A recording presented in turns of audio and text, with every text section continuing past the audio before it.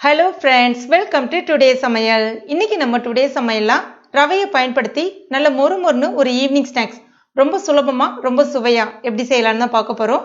இது தக்காளி சாஸ் இல்லைன்னா தேங்காய் சட்னியோட தொட்டு சாப்பிட்டாலும் ரொம்ப அருமையாக இருக்கும். இதை இப்போ நம்ம எப்படி செய்யறதுன்னு பார்க்க ஆரம்பிச்சிடலாம். அதற்கு முதல்ல ஒரு பேனில் 1 கப் அளவுக்கு தண்ணி சேர்த்துக்கலாம்.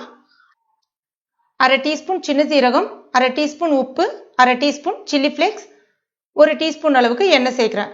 இப்போ இது எல்லாத்தையும் ஒரு தடவை கலந்து விட்டுடலாம். உங்ககிட்ட சில்லி ஃப்ளேக்ஸ் இல்லை அப்படின்னா 1/2 டீஸ்பூன் மிளகாய் பொடி சேர்த்துக்கலாம். சேர்த்துட்டு ஒரு தடவை கலந்து விட்டுக்குங்க. இது நல்லா ஒரு கொதி வரட்டும். இப்போ பாருங்க, நல்ல ஒரு கொதி வந்துடுச்சு. இதில் 1/2 கப் அளவுக்கு ரவை சேர்த்துக்கலாம். ரவை வறுத்த ரவை, வறுக்காத ரவை எது வேணாலும் பயன்படுத்திக்கலாம். சேர்த்துட்டு கட்டிலாம் எதுவும் இல்லாத அளவுக்கு நல்லா ஒரு தடவை கலந்து விட்டுக்குங்க. ஸ்டவ் கம்ப்ளீட்டாக சிம்மில் வச்சுட்டு ரவை சேர்த்திங்கன்னா அந்த தண்ணியில் ரவை நல்லா அழகாக பூ போல் வெந்து வரும். இப்போ இந்த மாதிரி இப்போ இது ரெடி ஆயிடுச்சு. நல்ல ரவை கொஞ்சம் குழன்னு நல்ல பதத்துக்கு வெந்து வரணும். இப்போ பாருங்க, இந்த மாதிரி இதை இப்போ நம்ம நல்லா ஆற வச்சுக்கலாம். இப்போ நல்லா ஆறுனதை ஒரு மிக்சிங் பவுலில் சேர்த்துக்கலாம்.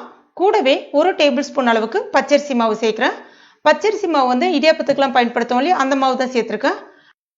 அடுத்ததா ஒரு பெரிய உருளைக்கிழங்கு அவிச்சிட்டு தோல் உரிச்சிட்டு நல்லா மசிச்சுட்டு எடுத்திருக்கேன். சின்ன சின்ன கட்டிலாம் இல்லாமல் நல்லா மசிச்சுட்டு எடுத்திருக்கேன். சேர்த்துக்கலாம். இது சரியா 1/2 கப் அளவுக்கு இருக்கும். கூடவே கொஞ்சமா கொத்தமல்லி இலைகள், கருவேப்பிலை இலைகள், இதற்கு தேவையான அளவுக்கு உப்பு. ஏற்கனவே ரவையில உப்பு சேர்த்துருக்கோம், அதனால பார்த்து சேருங்க. இந்த இடத்துல சேர்த்துட்டு எல்லாத்தையும் ஒன்னோடு ஒன்று நல்லா கலந்து விட்டுக்குங்க. இதுல தண்ணி அதெல்லாம் எதுவும் சேர்க்க வேணாம். இதுவே சரியான பதமா இருக்கும். இப்ப பாருங்க, இந்த மாதிரி இப்போ கையில கொஞ்சமா எண்ணெய் தொட்டுக்குங்க. சின்ன உருண்டையா ஒன்று எடுத்துக்கங்க. கையில ஒரு சின்ன சிலிண்டர் ஷேப்ல நல்லா ரோல் பண்ணி எடுத்துட்டு அடுத்ததா ஒரு ஒர்க்கிங் ஏரியா மேல கொஞ்சமா எண்ணெய் தடவிக்குங்க. இப்ப அது மேல இந்த மாதிரி கையால ஜஸ்ட் இந்த மாதிரி உருட்டி விட்டீங்க அப்படின்னா அழகா நீல வாக்குல நல்லா ரவுண்ட் ஷேப்ல அழகா வரும். ரொம்ப திக்கா இல்லாம ஒரு மீடியம் சைஸ் ரவுண்ட் ஷேப்ல வர்ற மாதிரி அழகா உருட்டிக்குங்க.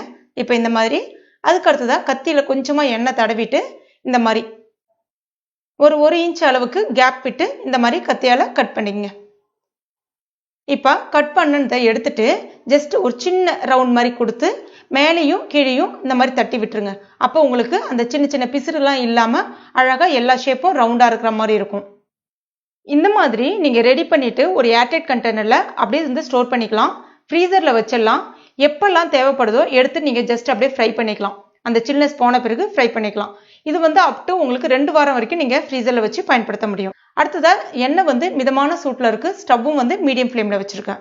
இப்போ இதை நம்ம ஒண்ணா சேர்த்துடலாம். எண்ணெய் ரொம்ப சூடா இருந்துச்சு அப்படின்னா போட்ட உடனே பட்டுன்னு சிவந்து போயிடும். உள்ள மாவு வேகாத மாதிரி ஆயிடும். அதனால எண்ணெய் மிதமான சூட்ல இருந்துச்சுன்னா நல்ல நிதானமா மேல பொன்னிறமா அழகா சிவந்து வரும். இப்போ எல்லாத்தையும் சேர்த்தாச்சு. கொஞ்ச நேரம் வெயிட் பண்ணுவோம். ஒரு தடவை நல்லா இந்த மாதிரி கலந்து விட்டுக்குங்க. ஜஸ்ட் இந்த மாதிரி சுழட்டி விட்டாலே போதும். எடுத்தோடனே சுழட்டி விட்டுறாதீங்க.